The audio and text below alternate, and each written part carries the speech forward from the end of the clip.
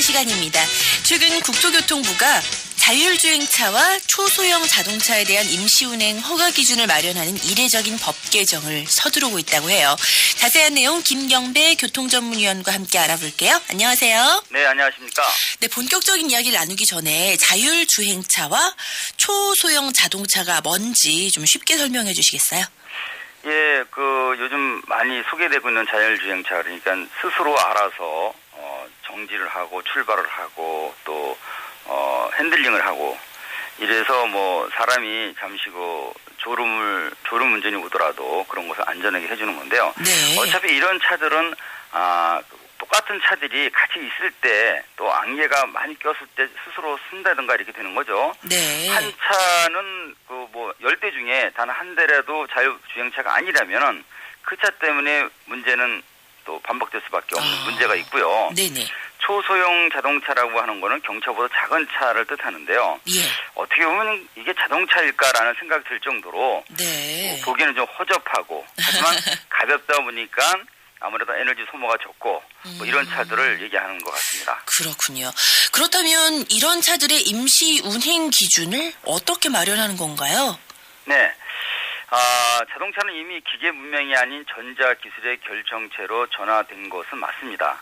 하지만 인간의 브레인 플레이를 능가하는 지적 능력이나 판단에 비해 본다면요, 아직은 요원한 부분이 많습니다. 네. 그런데도 스스로 판단을 해서 운행하는 차와 또 말씀드린 경차보다도 더 작은 초소형차를 임시 운행하겠다는 것은 그토록 강조해왔던 국토교통부의 안전을 경시하는 것과도 다를 바 없다. 이런 맥락으로 볼 수 있다는 건데요. 네. 어떻게 보면 자동차 산업을 제패한 것이 우리지만은 자동차 종주국이 아니다 보니까 이젠 커넥티드카 분야를 선점하기 위해서 무조건 따라가는 것 아닌가 이런 생각이 크게 든다는 겁니다. 네.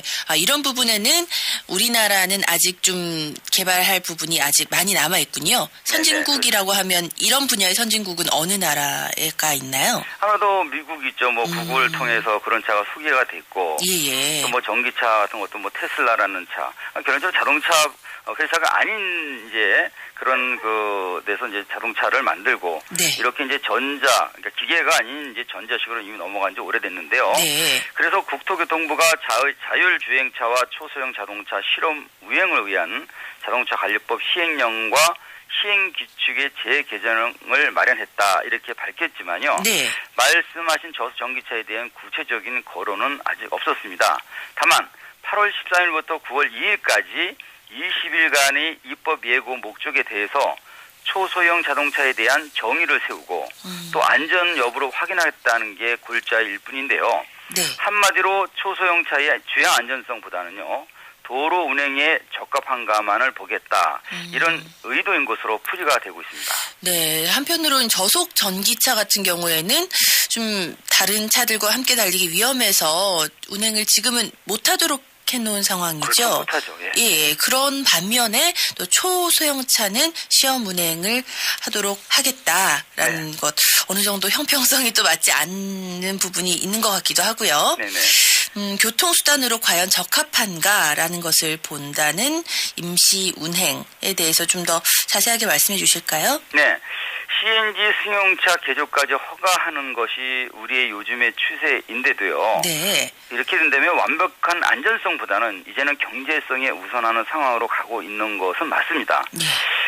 그렇지만 그런데도요. 시속 60km 속도를 넘지 못하는 아까 말씀하신 네네. 전기 자동차의 경우는 안전을 전제로 한 제한 속도 규정 때문에 전기차를 만드는 선도도시로 지정됐던 영광군 내에서도요, 전라도요, 네. 운행할 수 없는 상황으로 몰고 갔습니다. 예. 이렇게 철저하게 외면을 당해왔는데 르노 삼성이 아주 작은 트위지라는 요즘 한참 뜨고 있죠. 네. 이 소형 전기차를 친환경 목적으로 들여왔고요. 네. 게다가 불법 등록까지 했습니다. 아이고. 결과적으로는 그토록 강조하던 안전 목적이 공공성에 눌려버린 셈이니 뒤늦게 불법 등록을 꿰맞추는 건 아닌가 이런 생각이 들 정도입니다. 네.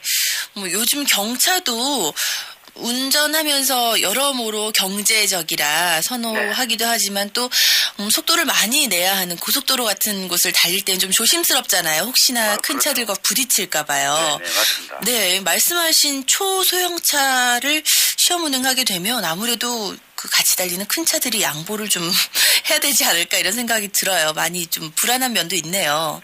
그렇습니다. 아까 말씀드린 그 트위지가요, 이륜차 대용으로 그 BBQ라는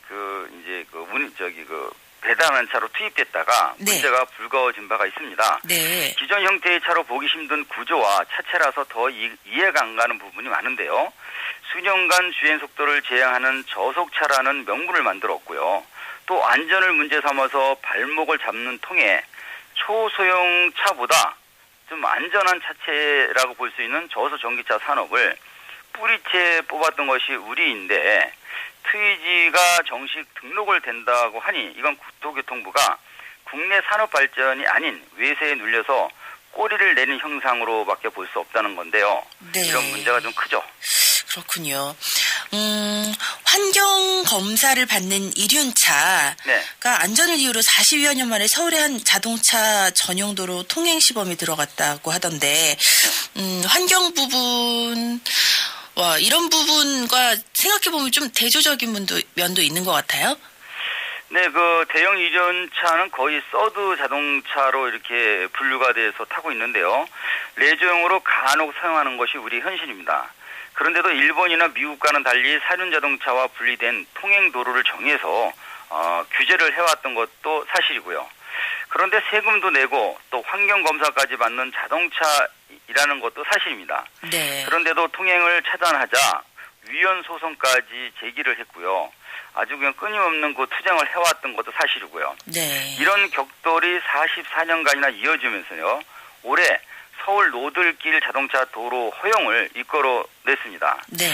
이렇게 어저께 44년 만에 이런 도로를 통행하는 그런 것을 이끌어냈는데, 트위지가 갑자기 등록을 해서 도로 운행이 가능한가를 본다는 것은 이와는 너무 대두적이고 아주 큰 차이가 있다, 이렇게 볼 수밖에 없다는 건데요. 네. 특히 이런 대형 이륜차와는 달리 경차보다도 작은 초소형차의 운행 기반 마련 차원에서 임시 운행 필요성을 인정한 셈으로도 볼 수 있겠고요.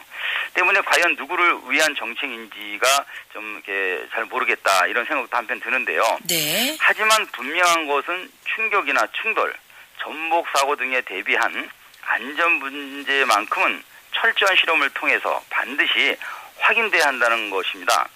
네. 첨단 미래형차의 그 실증 운행에 필요한 조건과 세부 기준을 마련해서 내년 초 초소형 자동차와 자율주행 자동차 시범 운행이 가능할 것으로 이렇게 전망하면서 추진되고 있는 상황이에 더 그렇게 봐야 할 것 같습니다. 네, 오늘 말씀 감사합니다. 네, 여기까지 네. 드릴게요. 네, 감사합니다. 지금까지 교통이슈 진단 김경배 교통전문위원과 함께했어요.